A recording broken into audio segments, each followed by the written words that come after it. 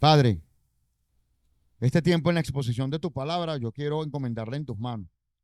Sin tu guianza y sin tu voluntad expresa, en esta impartición no hacemos nada. Yo no haría nada. Por eso, Señor, te expreso que te necesitamos. Que sea tu Espíritu, Señor, obrando en cada corazón, en cada vida, en cada audiencia, online y previa. Háblanos por tu palabra. Manifiesta tu poder hablándonos por tu palabra, corrigiéndonos, instruyéndonos por tu palabra, enseñándonos por tu palabra. Y que esta palabra, Señor, salga con sazón y no regrese vacía, sino que caiga en buena tierra y permita que el fruto allí sembrado pueda multiplicarse, pueda dar vida. En el nombre de Yeshua, prepara nuestros corazones. Adiéstrame para la batalla. Tú adiestras mis manos para manejar el arco de bronce. Ayúdame, Padre. Dame sabiduría para expresarme de la mejor manera, en el mejor tiempo. Y prepara el corazón de toda esta audiencia a que pueda recibir este pan de ti. Este pan que proviene del cielo, de tu reino, pueda satisfacer el hambre y la necesidad de todo aquel que esté al alcance de esta enseñanza. En el nombre de tu Hijo, nuestro Mesías. Amén y amén. Bien, entramos en materia con esta temática. Se conoce como, en algunas colocan Pinehas o Finés. Finés. ¿Ok? Pinhas. Se encuentra en Números capítulo 25, versículo 10 al capítulo 30, versículo 1. Prestemos atención, ¿sí? Voy a hacer un breve resumen de todo el relato para contextualizar y luego entrar en materia con algunos tópicos que son de vital importancia para todos. El nieto de Aarón, Pinhas, es premiado por su acto de celosía. Es un término no del todo utilizado en nuestro idioma. Celosía tiene que ver con un acto de celos. Así, celos. ¿Ok? Al matar al príncipe de la tribu de Shimón, Sinri, junto a la princesa midianita, Casbi, el Eterno le otorga un pacto de paz y la Keuná, en este caso el sacerdocio. ¿Ok? Hace un pacto de paz y le entrega el sacerdocio de forma perpetua. ¿Ok? De forma perpetua. Hago un breve repaso de la semana pasada. Veíamos aquel relato cuando los hijos de Israel caen en una fornicación colectiva, si se puede decir, ¿verdad? Adorando al dios Baal Peor, y el Eterno desata su ira trayendo una pandemia sobre la población. Va muriendo la gente, y por si fuera poco, uno de los principales de una de las tribus, la tribu de Shimón, acontece que este hombre se va junto a una princesa midianita frente a la tienda de reunión a tener pues intimidad con esta mujer. Y Pinhas, lleno de celos por amor al Eterno, es permitido en las Escrituras. De hecho, el Eterno es Dios celoso. ¿Han leído ese texto? El Eterno es Dios celoso. Entonces, el celo con respecto a lo bueno es bueno. El celo es maligno, es con respecto a lo malo, o con todo aquello que es ajeno al Eterno. ¿Ok? Pero es el mismo término. Entonces, este hombre se arma de valor, toma una lanza y mata a esta pareja, deteniendo así, ¿ok?, aquella pandemia que se había generalizado, aquella plaga que venía exterminando al pueblo de Israel. A causa de este acto de valentía, el Eterno le otorga un reconocimiento, hace un pacto de paz con él, donde él no va a tener ningún otro conflicto en su vida, pero aparte de eso le garantiza que el sacerdocio, recordemos que él viene por la línea de Leví, viene siendo nieto de Aarón, y su línea, establece él, su sacerdocio nunca sería quitado de su descendencia. ¿Ok? Adelante. Entonces, lo primero que aprendemos acá, amados, es que naturalmente nosotros debemos ser celosos por el Eterno, por su reino y por su obra. ¿Ok? Eso es permitido. eso demuestra parte del carácter del Mesías en ti. ¿Ok?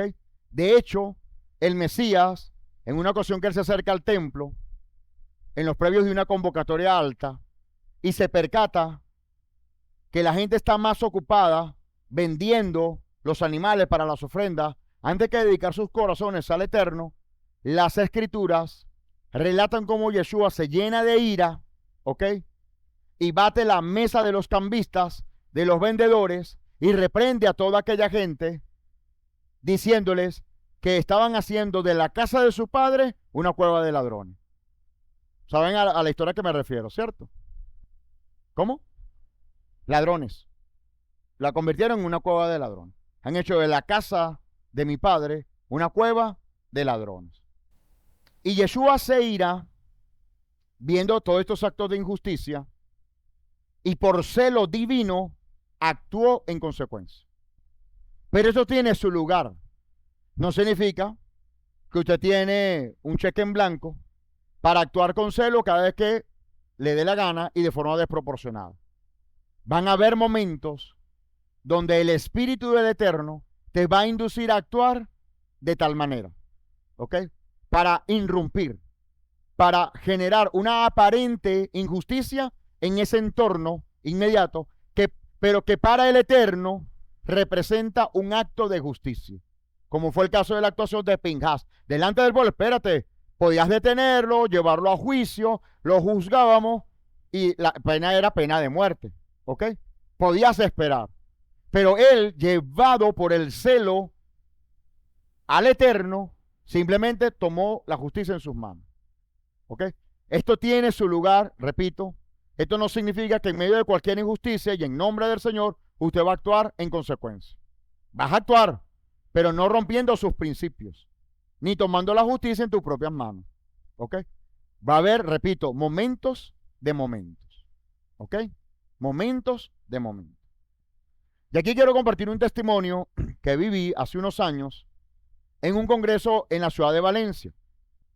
En algún momento hubo un encuentro, ellos le llamaban un encuentro profético, donde habían una serie de autoridades espirituales, una mayoría de ellos, no pongo en duda que algunos eran profetas, pero otros se hacían llamar profetas.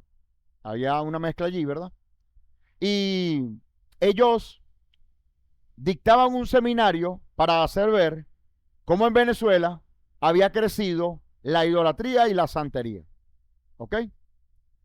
Y a propósito de esta serie de conferencias que trataban sobre la proliferación de la santería en Venezuela, prepararon un material, un documental. ¿Ok? Y empezaron a proyectar para toda la audiencia un culto con un sacrificio de animales, un culto de la santería con sacrificios de animales, un ritual. Y bueno, la gente, por curiosidad, pues, ¿no? Viendo aquello, wow, y qué asquero, y qué tremendo, y, ¿sabes? La gente empezó como a inmiscuirse en lugar de que naturalmente eso más bien te generara abominación, ¿sí? Adversión, ¿sí me explico? Sí, como que, wow, entonces se prestó como a un sadismo. Allí, naturalmente, emocionalmente hablando, yo me prendí en candela. Pero la llama estaba todavía controlada. Luego, estas personas dicen que a causa de estos males que sufría la nación para el momento, que por cierto sigue sufriendo en la actualidad, hicieron mención de un acto perverso público en donde un grupo de personas posaban en lugares icónicos en Venezuela desnudos. No sé si conocen ese artista fotográfico que fotografía a personas desnudas en un lugar significativo en distintos países del mundo. De hecho, tiene hasta un récord Guinness y todo aquello. En aquellos años, 2007, 2008, ese hombre vino a Venezuela. Y en Plaza Venezuela hubo 1000 voluntarios para tomarse una foto completamente desnudo. Entonces, para hablar del tema a nivel documental, colocan las mismas fotografías. Creería yo, y abro aquí un paréntesis, que tú puedes hablar de ese evento sin necesidad de mostrar a la gente desnuda, ¿sí? De pronto una foto muy alejada o una foto censurada indicando, bueno, que al final la persona está desnuda y que están posándose en lugares públicos, etcétera, etcétera. Y ya la gente entendía, no era necesario el detalle. Bueno, el documental lo hicieron al detalle y ellos decían, queremos mostrarlo crudamente, o sea, es para que nos sensibilicemos. Eso no viene al caso. Pero el punto es que cuando empiezan a pasar esas imágenes, naturalmente, pues esto fue grotesco y ofensivo para los niños. Entonces, claro, era para todo público, ¿sí? Y entonces, era una multitud, hermano, no sé, 1000 personas quizás. Y entonces los niños se empiezan a alarmar, mira, mamá, ¿sabes? Y bueno, las mamás, los papás tapándole los ojos. Entonces, hubo un malestar general. Pues en la noche, pero pásenlo rápido. Entonces el hombre mientras explicaba y dejaba a la persona ahí desnuda y él seguía explicando. Ahí sí perdí el control. Me encendí en fuego, hermano. Y me fui para el altar. Yo era un anónimo. Un invitado más de allá y de los últimos por allá. No es que estaba VIP, ni que era uno de los favoritos o predilectos de ese grupo ministerial. Yo estaba allá, hermano. Y yo bajé las gradas, pero encendido, hermano. Pero ojo, y aclaro, no era una ira carnal, ¿sabes? De perder control. No. Eso hay que vivirlo, amado, para que usted pueda entender con toda sensibilidad que era lo que yo sentía en el Espíritu del Eterno, ¿ok? Si se puede decir, una ira santa, ¿sabes? Un celo por el Eterno, un celo por el Dios vivo, de ver aquello y que nadie pusiera freno a la situación. Y me he montado en ese púlpito y le dije al supuesto profeta o al pseudo profeta, le exijo en el nombre de Jesús que usted me apague eso en este instante. Está violando y vulnerando los derechos de todos los niños en este recinto. Si no lo hace, yo lo denuncio. La gente se empezó a asombrar, ¿sabes? Y entonces, ¿qué te pasa, hermano? El Señor te reprenda. No, el Señor te reprenda a ti, sinvergüenza, hijo del diablo. Quita eso, porque esto es un lugar dedicado al Eterno. Y si alguien tiene duda de que este lugar es dedicado, señores, se acabó acá y hagan acá lo que se les viene la gana. Pero el Congreso acá ha terminado, si ustedes me siguen acá con estas imágenes, así. Del anonimato, y muchacho yo, tenía cabello. Por cierto. Interviene otra persona, una autoridad, lo considero un anciano en la fe, en el Señor. Ya, cálmense, apaga eso, por favor. Cálmense, por favor. Vengan acá. Ese hombre oró por mí. Aquel hermano se quedó molesto. Él fue, lo abordó, habló con él, se quedó allí molesto. Entonces, hagamos algo. Vamos a orar al Señor. Vamos a cambiar acá la temática rápidamente. Ciertamente, ya todos estamos enterados de la noticia. Bueno, sigamos acá. Y este hombre empezó una conferencia, bueno, hablando de las perversidades del mundo y todo esto, sin ninguna imagen. Y en algún punto, el Señor lo tomó en su espíritu y el hombre me mandó a llamar. Dice, el muchacho que vino ahorita, que venga acá otra vez. Estaba mi pastor en la misma fila, por allá bien lejos, me dice, anda, Rafa.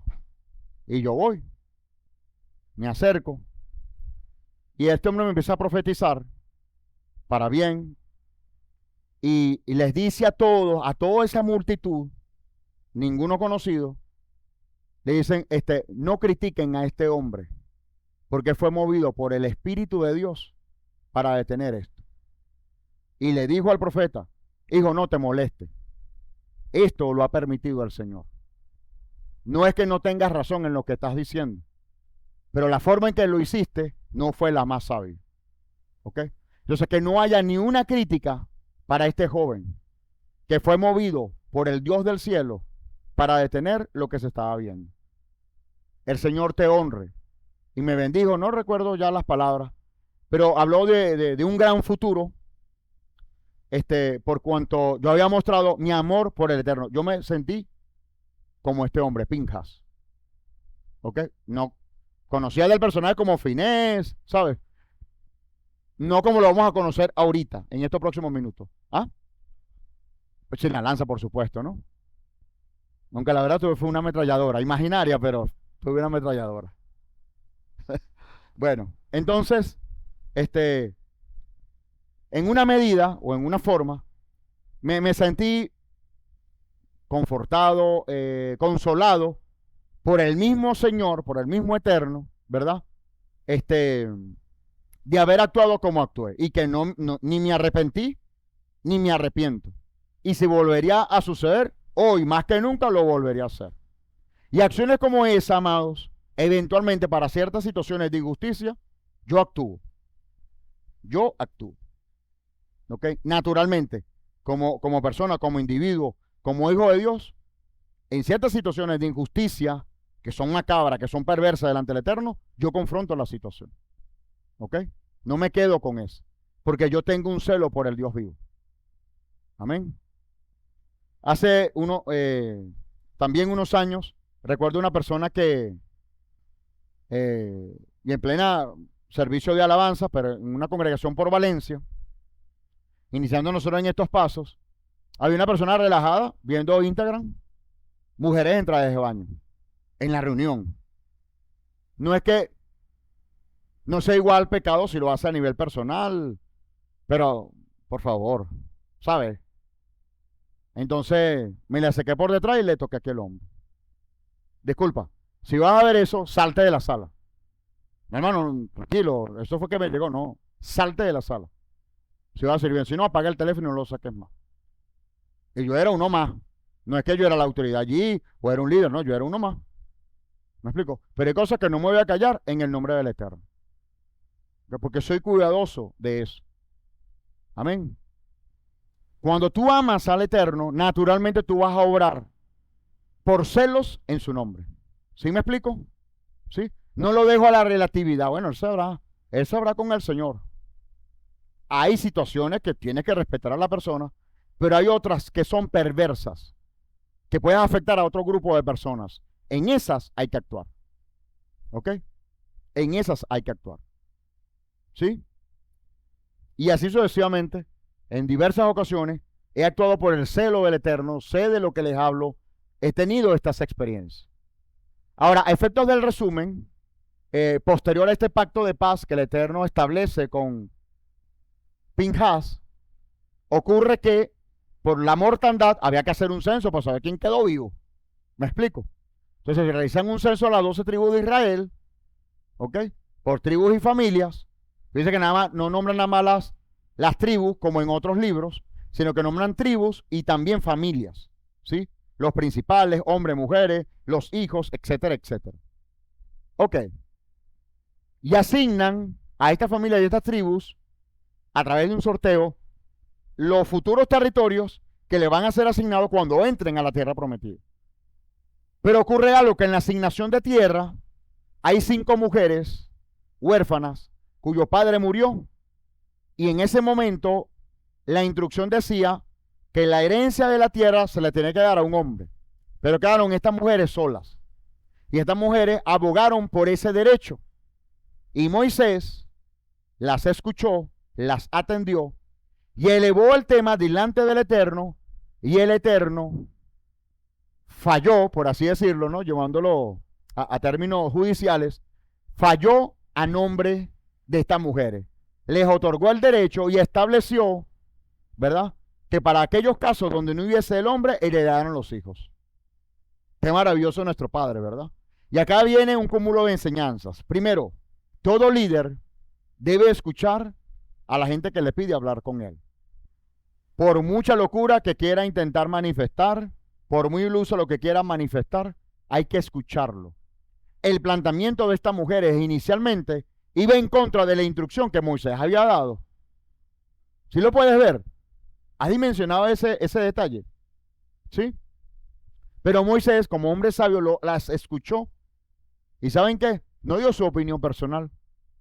Elevó el caso delante del Eterno.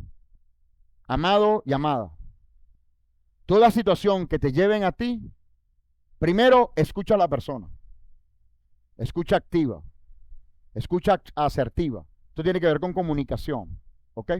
Pero adicional a ello, si estás considerando que el planteamiento de la persona está en contra de las Escrituras, ¿ok?, ora al Eterno por dicha situación. ¿Ok?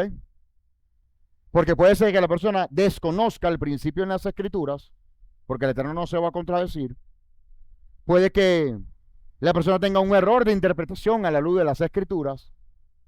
Puede que haya desconocimiento, puede que haya perversión, perversidad. O sea, efectivamente yo quiero hacerlo así, porque se me antoja, pero tiene que escucharle.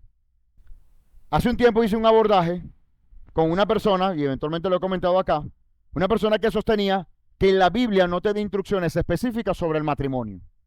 Y como no hay normas específicas sobre el matrimonio, entonces el matrimonio al final fue una idea del hombre, no del Eterno.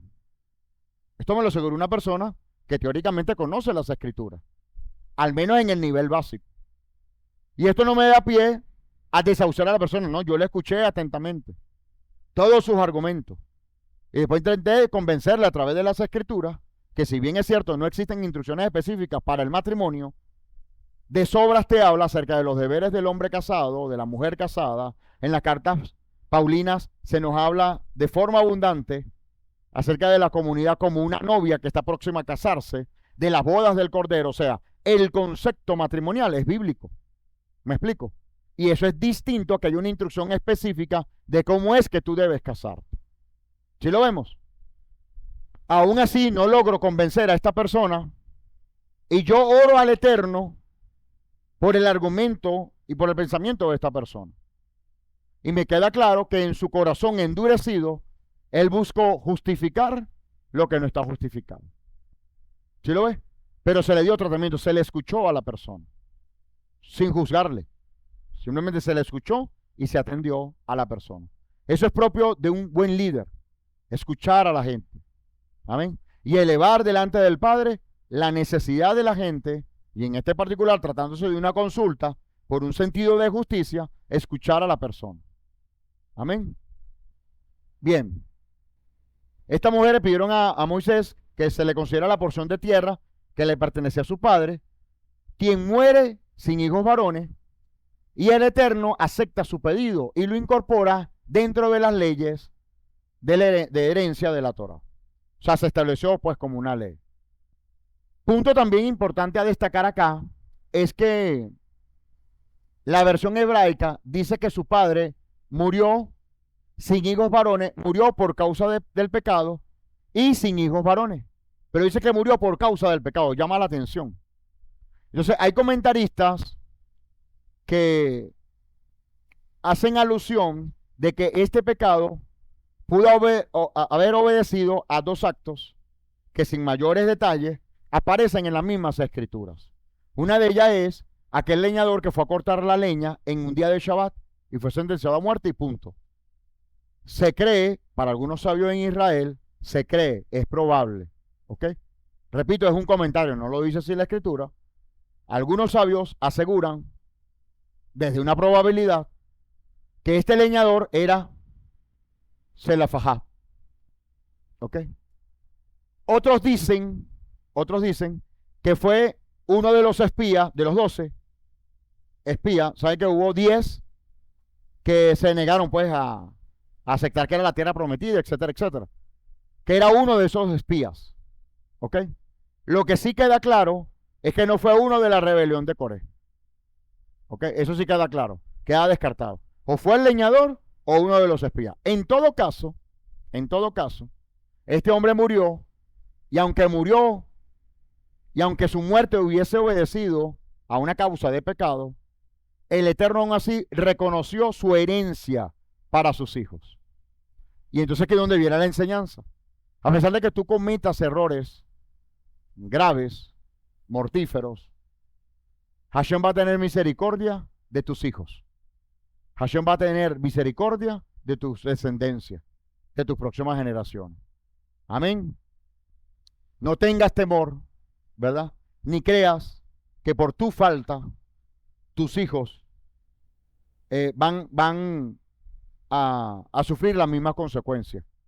Hashem, potencialmente, a partir de la decisión de ellos, Hashem tiene cómo bendecir a nuestros hijos. Amén. También Moisés lega el poder en manos de Yeshua. Este Yeshua es Josué, ¿sí? Recuerden que él está próximo a partir, Moisés, y el Eterno le da la instrucción de que por imposición de manos delega a Yeshua para que le suceda y le introduzca al pueblo de Israel en la tierra prometida. La sección concluye con una detallada lista de ofrendas diarias y ofrendas adicionales traídas en Shabbat, en Rosh Hodesh, principio de mes, en las festividades de Pesaj Shavuot, Rosh Hashanah, Yom Kippur, Sukkot y Shemini Atzeret, que es el octavo gran día. ¿Ok? Todas estas son las fiestas bíblicas y en cada una de ellas se presenta una ofrenda para el Eterno. Y se presenta, tiempo presente, una ofrenda al Eterno. Amén. Bien. Ahora quiero pasar a un segundo tópico en esta enseñanza. Y vertiginosamente me voy a ir a los manuscritos apostólicos. Y en el Evangelio de Juan, capítulo 5, versículo 39, se va a desprender una enseñanza que nos invita a todos a hacer un alto en nuestro caminar de fe. Amén. Estamos caminando con nuestras cargas, nuestras luchas, nuestras dificultades, ¿verdad? En la fe, en nuestro Mesías, ¿cierto? Pero vamos a hacer un alto y vamos a hacer algunas consideraciones de las enseñanzas de Yeshua. En el Evangelio de Juan, capítulo 5, versículo 39, se nos dice: ustedes escudriñan las Escrituras porque les parece que en ellas tienen vida eterna, pues ellas son las que dan testimonio de mí. Y sin embargo, ustedes no quieren venir a mí para que tengan vida. Esto es una reprensión que Yeshua le está haciendo a las autoridades rabínicas, entre ellos fariseos, doctores de la ley, escribas, saduceos. A ellos los está confrontando en un momento dado. Cuando puedan, revisan el capítulo 5 del Evangelio de Juan. Y en el versículo 39, él dice: ustedes escudriñan las Escrituras. No hay duda de que ellos escudriñaban las Escrituras, de que ellos estudiaban las Escrituras. Entonces, la primera pregunta que se nos viene automáticamente es saber a qué Escritura se refería Yeshua, si para ese momento no existían ni los evangelios, y mucho menos los manuscritos apostólicos. ¿Cuáles eran esas Escrituras? Era la Torá. Bien, era la Torá. Y era también la Haftará, los rollos de los profetas. ¿Ok? Oseas, Isaías, Ezequiel, etcétera, etcétera. Entonces, ustedes descubrían las Escrituras porque les parece que en ellas tienen vida eterna, pues ellas son las que dan testimonio de mí. Usted quiere conocer al Mesías, necesita sumergirse en la Torá, porque Yeshua en vida, según el primer capítulo de Juan, es la Torá encarnada, es la palabra hecha carne.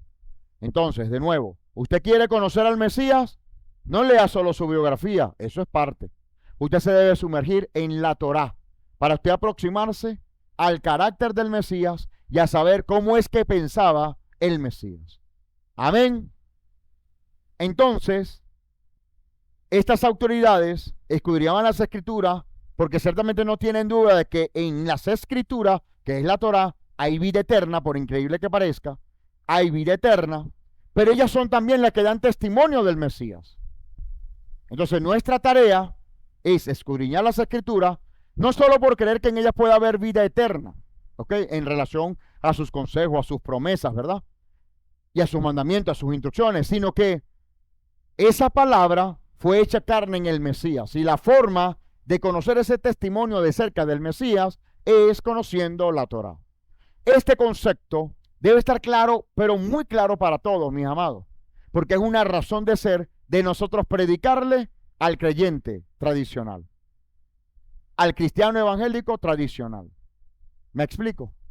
Cuando ellos vengan con intenciones de señalar, pero ¿por qué tú te estudias el Nuevo Testamento y a cada rato el Nuevo Testamento y a cada rato eso que ustedes llaman la Torá o la ley de Moisés? ¿Por qué si el mismo Jesús condenó aquello?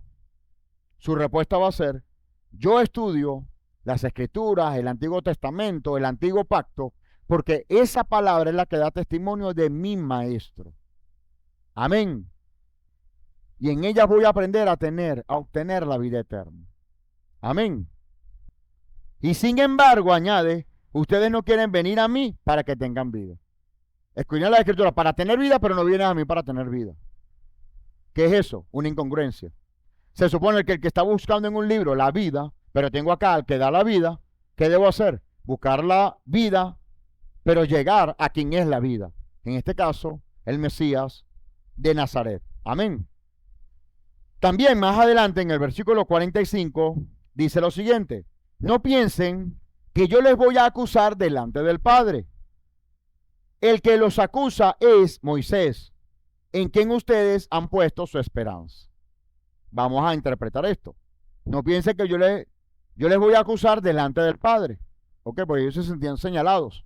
Entonces Yeshua no vino a condenarles delante del Padre. Y añade, quien les acusa es Moisés, pero Moisés había muerto. ¿Cómo es que Moisés es quien les acusa? ¿Qué creen ustedes?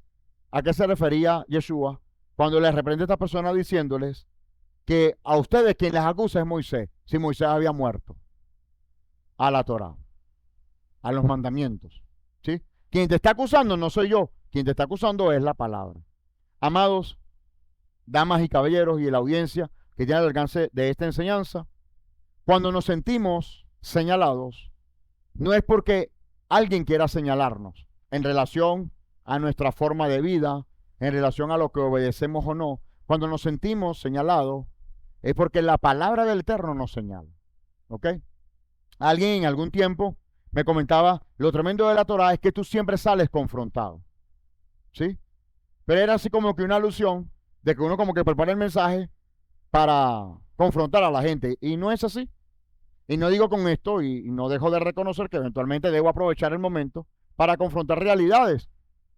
Tengo esa autoridad, tengo esa potestad. Obviamente, siempre dentro del respeto y sin ir en detrimento de la dignidad del ser humano, de las personas, de los creyentes. Amén. Pero gran parte de la confrontación que podemos percibir en un momento dado viene de su propia palabra. Amén. Que dicho sea de paso, no soy yo quien elijo el tema, sino que el Eterno prepara el tema en una semana, cuando en un momento determinado cada uno de ustedes tiene una vivencia particular y el Eterno le da justo el pan que usted necesita en la situación que usted está viviendo. ¿Lo han experimentado? ¿Lo han vivido? Entonces, naturalmente la palabra siempre te va a acusar. En el buen sentido, no para condenarte.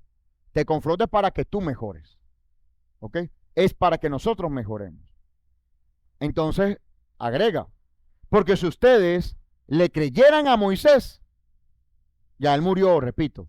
Cuando él dice que si ustedes creyeran en Moisés, ¿a qué se está refiriendo? A la Torá.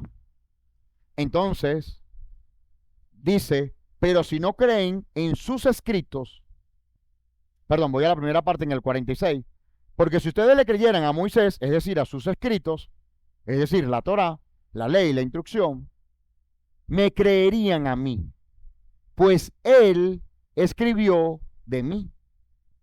Moisés escribió acerca de Yeshua. Moisés escribió acerca de Yeshua. De hecho, lo que literalmente implicaba una sucesión de la posición de Moisés al imponer la mano sobre Yeshua para que entraran en la tierra prometida, proféticamente hace cumplimiento al paralelismo de que este Yeshua que fue a Josué en aquel momento era el Yeshua, es decir, el Mesías que iba a venir miles de años después. ¿Estamos viéndolo? ¿Sí? Hay claridad total en eso. No es nada nuevo, ¿cierto? Entonces, naturalmente, si creemos en la Torá, naturalmente creemos en el Mesías. Una cosa no contrapone la otra. ¿Ok? Y de allí la necesidad de estudiar también a Moisés para conocer al Mesías, porque Moisés escribió acerca de Yeshua. Y entonces agrega, pero si no creen a sus escritos, ¿cuáles escritos? Los rollos de Moisés, ¿verdad? ¿Cómo creerán a mis palabras? ¿Cómo es que tú crees en la palabra de Yeshua desconociendo la Torá? Ese fenómeno existe. Pero ese fenómeno no forma carácter. Conoce de los dichos de Jesús, conoce de los dichos de Jesucristo, pero no hay mayor transformación en tu vida a nivel de carácter porque no has conocido a los escritos de Moisés. ¿Ok? Entonces esto debe estar amalgamado. Estudio la Torá para conocer el testimonio, el corazón, el carácter de Yeshua, para yo empezar a modelar, al menos acercarme al modelo del carácter de Yeshua. Si no conozco la Torá, si no conozco a Moisés en relación a los principios establecidos en la Torá, daré cualquier interpretación acerca de Jesús. Y entonces es donde caen los errores de creer que de pronto Jesús fue homosexual, ¿ok? Que Jesús llevaba una vida light, que Jesús pudo haberse casado con Magdalena, ¿sí?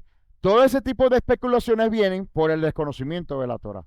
Si tú conoces la Torá y después estudias acerca de la vida de Yeshua, te cae el anillo. ¿Me explico? Caes en razón. No, definitivamente fue el enviado de Dios. En él se cumplieron 80 profecías. ¿Me explico? Y tu calidad de discipulado, en el sentido de tu ser mejor discípulo de Yeshua, va a estar en el conocimiento de los escritos de Moisés que dan testimonio acerca de el Mesías Yeshua. Amén. Amós 8:11 dice: viene el tiempo, declara el Eterno, cuando enviaré hambre sobre el país, no hambre de pan, ni sed de agua, sino de oír la palabra del Eterno. ¿Ok? Esto aconteció en la primera venida de Yeshua y acontecerá previo a la segunda venida de Yeshua a nivel universal, a nivel mundial. Amén. ¿Ah? Amén. Alguien me decía, yo creo que la iglesia está entrando como especie de una moda con este tema de estudiar las escrituras en la perspectiva hebrea. De no, acostúmbrate, porque no es una moda. Esto vino para quedarse. Y le dije, te acordarás de mí, vendrán días donde nosotros seremos más que la iglesia tradicional. No por tema de competencia, no se trata de eso, sino porque el Eterno va a habilitar hambre, no de pan, ni sed de agua, sino hambre por sus palabras. Y su palabra manifiesta, revelada en las Escrituras, está entre otros manuscritos proféticos en la Torá, en la ley de Moisés. Entonces el Eterno habló a Moisés, diciendo: Pinhas o Finés, hijo de Eleazar, hijo de Aarón, el sacerdote, ha desviado mi furor de sobre los hijos de Israel, al mostrar su celo por mí, en medio de ellos, por lo cual yo no he consumido en mi celo a los hijos de Israel.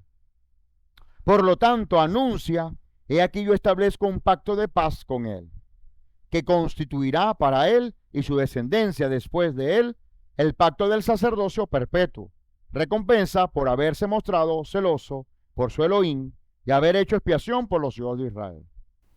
Ahora recordemos, Números 25:6. Y mientras ellos lloraban en la entrada de la tienda de reunión, he aquí un varón de los hijos de Israel venía trayendo a una madianita a la vista de Moisés y de toda la asamblea de los hijos de Israel.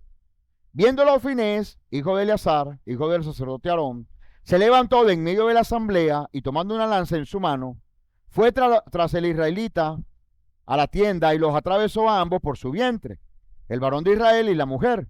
Y enseguida se detuvo la plaga sobre los hijos de Israel. E hizo Israel un alto en Sittim, y el pueblo fue contaminado al prostituirse con las hijas de Moab, con las moabitas, las cuales invitaban al pueblo a los sacrificios de sus dioses. Y el pueblo comió sus ofrendas. Ahora está muy de moda por allí, ¿verdad? Los perversos y los malvados entre ellos dicen: ah, ¿te la comiste? ¿Qué significa eso? Que te voy a intimidar con la persona, ¿verdad? Pero resulta que esa expresión es bíblica, porque dice aquí, y el pueblo comió, pero de las ofrendas. ¿Ok? Y se postró ante los dioses de ellos. ¿Ante los dioses de quién? De las mujeres que se prostituyeron. Amplío acá, amados, la definición de la prostitución. Aunque había hablado un poquito de esto la semana pasada, necesito mostrar como otro ángulo también sobre la prostitución. En nuestra cultura, ¿sí?, una prostituta, aunque también existen prostitutos, ¿ok?, y delante del Eterno tiene la misma demanda, porque este mundo señala a la prostituta, pero el prostituto no, él es hombre, no. Prostituto o prostituta, delante del Eterno es la misma transgresión por fornicación, ¿ok? Ahora, la idea que concebimos de una prostituta, ¿sí?, es una mujer que vende su cuerpo, ¿verdad?, por un servicio sexual. Eso es una forma, claro que sí, no estamos diciendo que no. Pero hay muchas formas de prostitución, ¿ok? Una forma de prostitución es lo que vulgarmente pudiéramos referir en su medida y en sus formas, cada caso habría que estudiarse, estilos de coqueteo, ¿ok?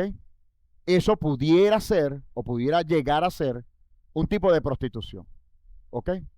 Cuando una persona, en aras de conseguir a un compañero o a una compañera, puede aplicar para ambos géneros, ¿verdad? De forma desproporcionada, ofrece su belleza, promociona su belleza, quiere darse a conocer, quiere ser exaltado o quiere ser exaltada, son tipos de prostitución, ¿ok? Y voy más allá. Nosotros en calidad de padre, en relación a cómo vestimos a nuestros hijos, pudiéramos estarlo promocionando a algún tipo de prostitución. Hashem guarde nuestra vida y nuestros corazones, amén. Hashem nos dé madurez, Hashem nos dé sabiduría para conducir a nuestros hijos.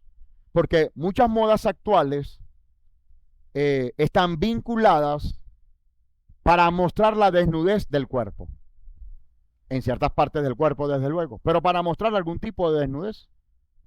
Si no velamos en nombre de la cultura, podemos dejar colar, ¿ok?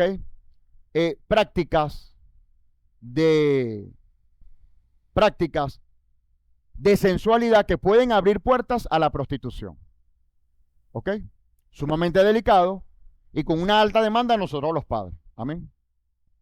Demos la mejor prestancia a nuestro Padre Eterno. Amén. ¿Estamos claros con el ejemplo?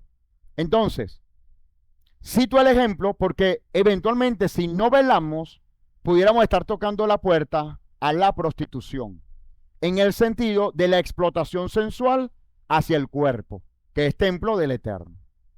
¿Vemos la diferencia? ¿Hay shalom en esto, mi hermano? ¿Sí? Acá no hay regla de cómo vestir. Aquí hay una medida que la falda tiene que tener 4 dedos por debajo de la rodilla. Si Dios nos guarde de esa religiosidad. ¿Ok? Pero sí demandamos que cada quien tenga dirección divina en cómo saber hacerlo. Amén. Con independencia de que pudiera estar en el género contrario, ver con malos ojos o no a una mujer que se vista del estilo que se viste. ¿Ok? Porque ese extremo también existe. Pero yo no puedo depender del otro género. Yo debo depender de mí mismo. ¿Queda claro el concepto? ¿Sí? Para un enfermo mental, mi hermana, usted puede venir con un pipote completo. ¿Ok? Una bolsa negra completa. Pero si él es un pervertido sexual, eso es secundario. Porque en su mente, él la está viendo a usted o a una mujer desnuda. Eso está claro. Es una condición en un hombre pervertido. Chévere. Es una realidad en un hombre pervertido. ¿Ok? Pero eso no me da a mí el derecho, digo, en calidad de mujer, para este ejemplo, de que en nombre de eso yo puedo vestir como yo quiera, porque quien tiene la mente enferma es el otro. No, cuidado con eso. ¿Ok? Porque naturalmente la mujer fue diseñada para mostrar belleza. Sí, Hashem las formó. Pero de eso, en un corazón no purificado y no temeroso del Eterno, el género femenino, más que el masculino, se puede aprovechar de eso. ¿Estamos claros todos? ¿Sí o no? Ok. ¿Hay shalom? Espero que haya shalom, mi amado, ¿ok? Y que esto no se presta a malas interpretaciones. En el pasado tuve experiencia, gracias al Eterno, no en la comunidad, pero sí en otras congregaciones, de que hablar del tema prejuiciaba a la gente, ¿sabes? Entonces la gente se cortaba de asistir, o la mujer decía, bueno, entonces ¿cómo me he visto? Bueno, no me he visto más, o no voy más para allá, me explico. Entonces, esa no es el espíritu de esta connotación que quiero hacer sobre el estilo de vestir, que puede abrir puertas a las prácticas de prostitución en cuanto a la seducción del género opuesto. Amén. Ok. Entonces, los hombres se postraron, atención, los hombres se postraron a los dioses ¿de quién? De la mujer. Amados, en un cuadro de fornicación o de adulterio, las partes se van a inclinar al dios pagano que adore las partes. Voy acá. Un creyente tiene intimidad con una persona no creyente, con independencia del género. ¿Ok? El creyente, ¿cuál es tu Dios? Adonai. pero él no tiene comunión con las tinieblas ni con el pecado. Entonces, el género opuesto, no creyente, no va a creer en el Señor porque tuvo intimidad con un hijo de Dios. Eso está claro, ¿verdad? Voy al segundo ejemplo. El creyente y el no creyente, con independencia de los géneros, ¿verdad? El creyente se va a inclinar a los dioses del no creyente, bajo engaño, pero va a caer de rodillas ahí. ¿Ok? Porque tu primera fortaleza era abstenerte del acto de fornicación. También, sí, claro. Estoy dando un mero ejemplo, pero las vías, mi hermano, para llegar a ese fin: perversión, malvado, dureza del corazón. Muchas las vías. ¿Okay? Muchas las vías. Baja autoestima. ¿Me explico? La mujer te empieza a desafiar. Ejemplo, ¿no? Y bueno, con ambos géneros también, ¿no? Pero te empieza a desafiar. Este es un gafo. Este es un tonto. Tú no te atreves. Tú no eres hombre. ¿Sí? O del lado contrario, el hombre le dice a la mujer: tú no me has mostrado nunca amor. Tú no me has demostrado a mí cómo es que me amas.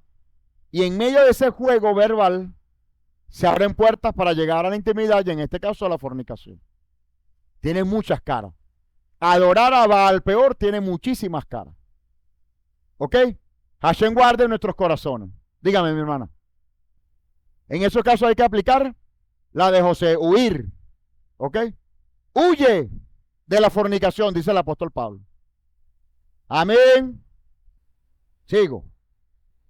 Una forma de amar la obra o el pueblo de Hashem es cuando actuamos por celos para vindicar el honor del Eterno.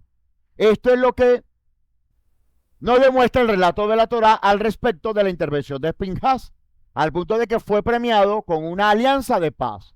Con esta enseñanza aprendemos que debemos, como creyentes, amar la obra de Hashem, actuar de forma del honor de Hashem, actuar a favor de la preservación de su obra y su pueblo, repudiar lo que no sea compatible con los principios de la Torá. Naturalmente, tenemos que actuar en consecuencia de esto. Si usted tiene celos por la obra del Eterno o por el nombre del Eterno. Amén.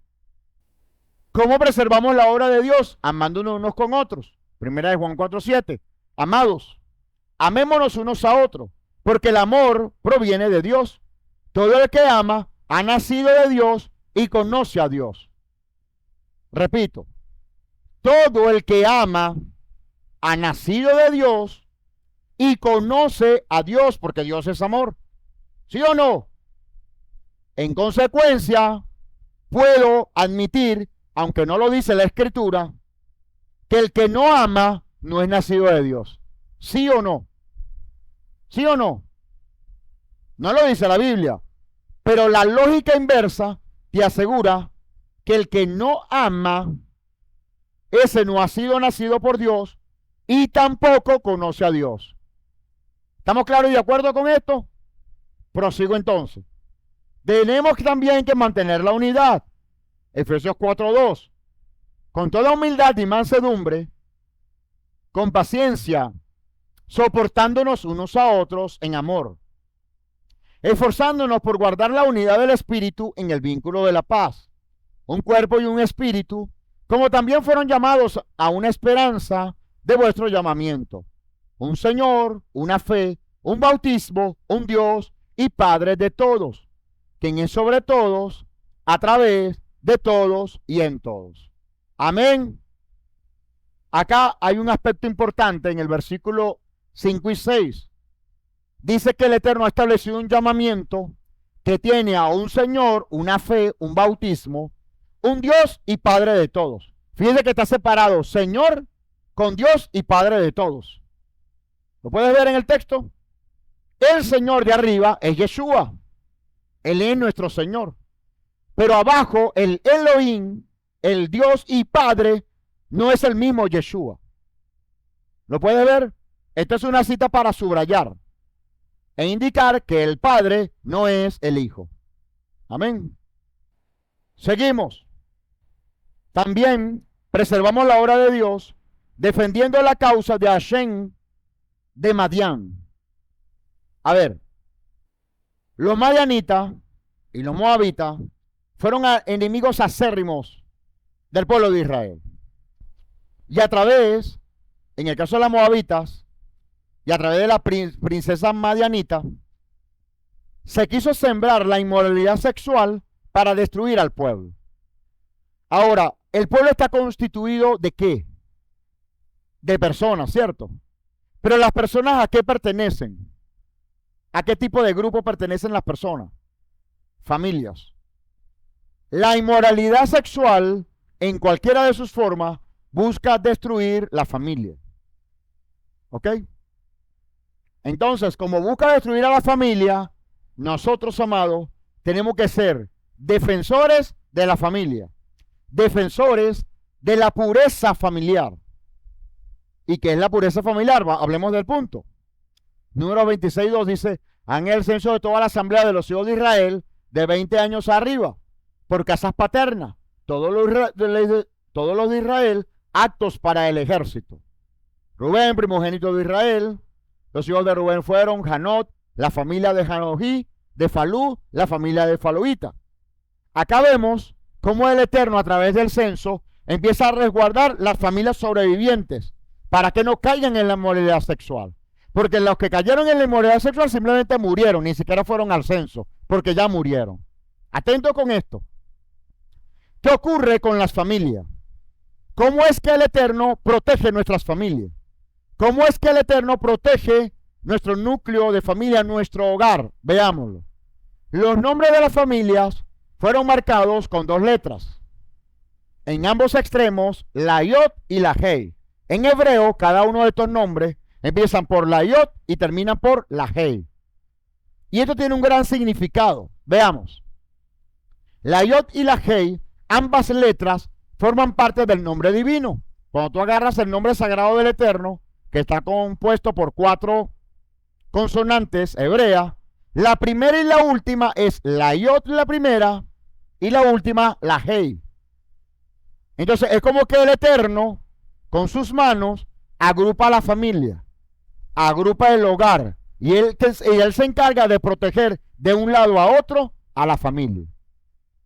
Pero esto no queda allí, veamos. Para certificar su pureza moral, Él nos crea un cerco para garantizar pureza familiar. Ahora bien, no hablamos solo de santidad personal, sino de santidad familiar. Ahora, vea usted, también la letra Yod está relacionada con el hombre y la Hei con la mujer. ¿Ok? La letra Yod está relacionada con el hombre porque la letra Yod representa la mano de Hashem. Y la mano, y también una mano, representa la ejecución del hombre, la acción del hombre, la conducta del hombre.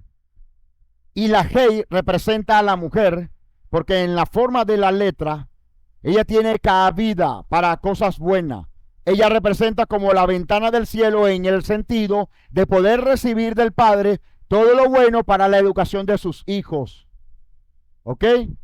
Entonces, siendo así, el hombre y la mujer en una familia representan parte de la esencia divina, de la esencia del Padre en la vida de la familia. Papá es una mano, mamá es otra mano, y ambos resguardan a sus hijos. ¿Está claro el concepto? Papá es una mano, mamá es otra mano, y ambos protegen a sus hijos, indicando que cada familia está constituida por el hombre y la mujer y que le pertenecen al Eterno. Amén. Esto es un aporte que se toma del Humash, que es una versión hebraica de la Torah. ¿Ok? ¿Preguntas? ¿Preguntas? Hemos terminado sin la enseñanza del día de hoy. Quiero concluir con una idea. Y ciertamente, amados, hay realidades muy particulares en cada familia. Y eso da lugar a tomar, a veces, hasta decisiones extremas. Son necesarias, ¿sí? Y a juzgar por este último punto del papá y la mamá, o del hombre y la mujer, en resguardo de la familia, evidentemente hay realidades familiares tan golpeadas, tan maltratadas, que una de las partes es necesario que no esté. Eso puede darse, pero no puede ser el deporte, ni el estilo, ni lo que promovamos, de que cada vez que hay un conflicto, porque una de las dos partes no tiene que estar. Cuidado con esto, ¿ok? Pero habrán casos extremos donde una de las partes no está cumpliendo con el principio divino y lo más saludable es que sea quitado. Eso es posible, ¿ok? Pero lo ideal es que haya la presencia de ambas partes. Amén. Que ambos son importantes. Y aquí mi último pensamiento a compartirles es que tratándose de una pareja en el núcleo de una familia que procure divorciarse, procure no hacerlo, a no ser que se esté infringiendo principios de las escrituras. ¿Ok? Pero esas ligerezas que estamos viendo en el mundo actual, en nuestros entornos, en nuestra sociedad, de que simplemente por ya estar fastidiado, aburrido, aún teniendo hijos de por medio, simplemente optar por el divorcio, no es la vía. No es por deporte. Amén. Es por principio divino que nos mantenemos o nos separamos en matrimonio. Amén. Cada caso sería un caso de estudio. Amén. Pero por ahora, amado, haz conciencia.